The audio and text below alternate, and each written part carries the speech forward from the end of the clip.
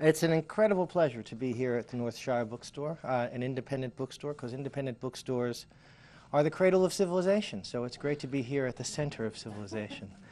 I usually begin my talks in bookstores with the old wobbly salutation, fellow workers and friends, but I'm going to use something that I don't get to use very often, but which I like almost as much. Fellow Vermonters, greetings. I came to you this evening not from London, but just from Guilford, Vermont, south of Brattleboro, so not very far away. And I wanted to begin, because I'm in Vermont, with a little Vermont footnote. Now this is literally a footnote. It's footnote 66 to page 34 of my book. And it's an example of, I suppose, why biography is difficult, and a small illustration of why this book, which I started in 1991, is coming out now, which is to say 18 years later. In 1927, I.F. Stone was a 20-year-old cub reporter on the Camden Courier in New Jersey. He had been born in Philadelphia and grown up in Haddonfield.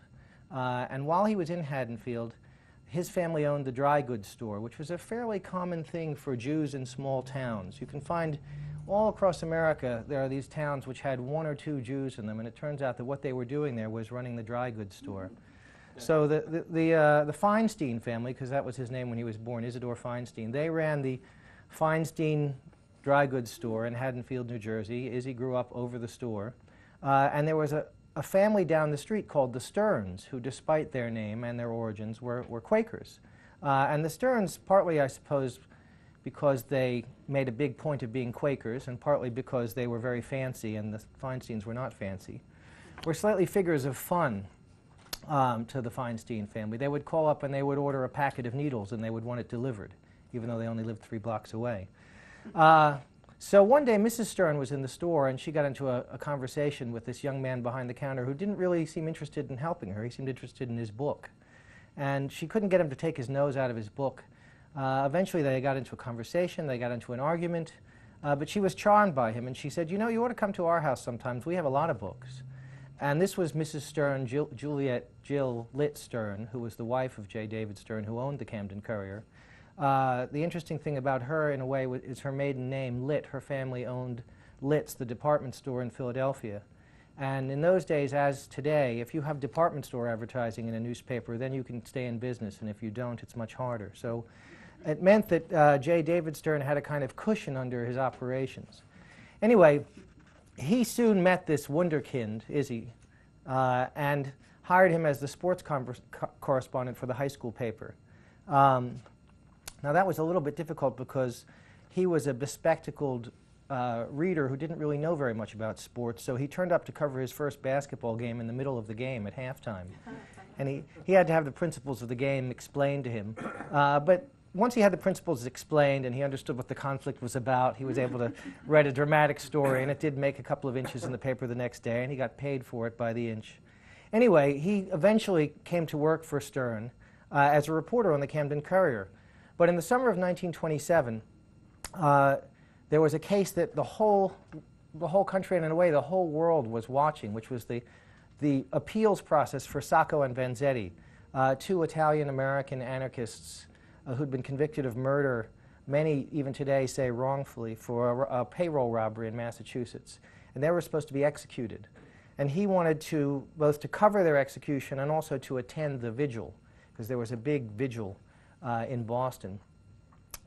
And his boss said that he couldn't go. He wouldn't let him go up to cover it because he said they were short-handed. There had been a flu epidemic that summer. So he quit, and he walked off the job, packed up his belongings in a backpack, and hitchhiked up to Massachusetts. Now, I was first told this story by his brother, who just died last year.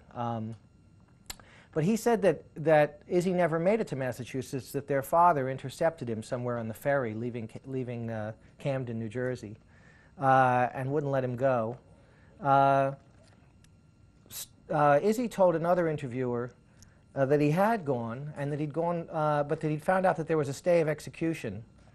And so he continued and hitchhiked all the way to Bellows Falls, Massachusetts, where he stayed with a friend called Vernon Rich, who had been an actor in Camden, in a local theater. because one of the things that Izzy had been doing that summer was doing theater reviewing for the local paper. Well, then there was another version and another biography of I.F. Stone, because I have to say this is the fourth, but maybe not the last biography of I.F. Stone. And it was a slightly different version. So I had to figure out what actually happened, or at least try to figure out what actually happened, or decide that I couldn't figure out what actually happened. And those are the kinds of choices that you have to make as a biographer. You have conflicting information, you have conflicting material. I was lucky because I had a friend, Joan Marr, at the Windham County Historical Society, so even though I was in London, I could call Joan. And she dug up some clippings to show that there really had been a rich family who really had a son called Vernon, who really did live in Bellows Falls, and really had worked as an actor in New Jersey. So I figured that the fact that he was able to remember this guy's name 50 years later in an interview meant that it was probably true that he had made it to New England that summer. So that's what I say, but I say it in a footnote.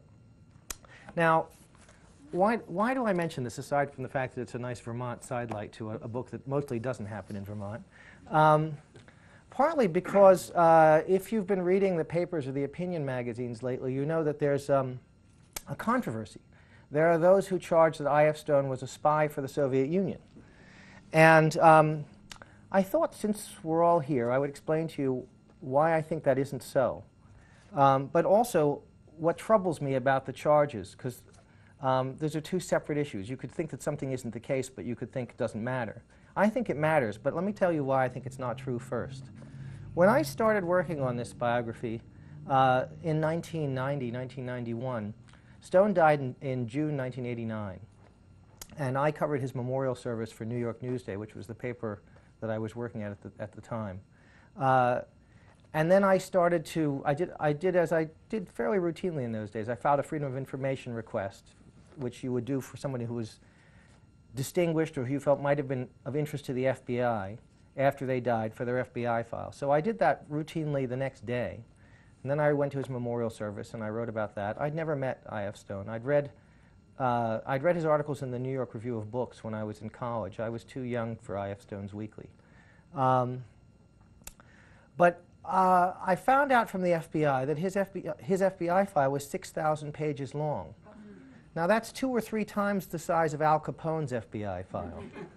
So I got the sense that the FBI at least figured that this was a dangerous character, and that intrigued me. That intrigued me a lot. But once I started working in earnest on the biography, once I had a contract and a publisher and all those things, I probably spent 3 or 4 years just trying to figure out his relationship to the American Communist Party, because given his politics and given his age, it seemed to me at least possible and at various times probable that he might have joined the Communist Party. But he never did. And that puzzled me, and I spent a lot of time, first of all, trying to be sure that he actually hadn't, or as opposed to having joined but keeping quiet about it. And then I tried to figure out why he never joined. And quite a long while into my work, probably 10 or 15 years into my work, I learned from someone who had been a communist and who had been in Philadelphia and had grown up with Stone and had gone to school with one of his siblings, that all of Stone's siblings except Izzy had at one point or another joined the American Communist Party. Now that's something that hadn't been, I mean, none of the other biographers had written that, nobody had known that, and the siblings weren't always happy about that being known. In fact, his brother, who I interviewed a lot and who I grew very fond of, never mentioned it to me. And I only got around to trying to ask him about 1.5 years ago, and I finally felt I had to write him a letter and set out what I'd learned and give him a chance to respond. So I did, and I got a note from his daughter saying that he'd just died. But then I got a note from her about a month later, entirely unsolicited, saying she'd been looking through her father's papers and there was a draft of a memoir in which he explained why he'd joined the Communist Party and why he'd left. The charges that Stone was a Soviet spy are based on documents that are supposedly in the KGB archives that were seen by one person.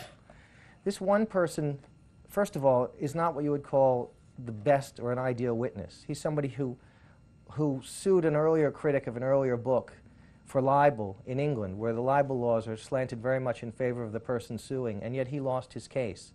Now, I happen to know about it because I'm interested in libel. I wrote another book about a famous libel trial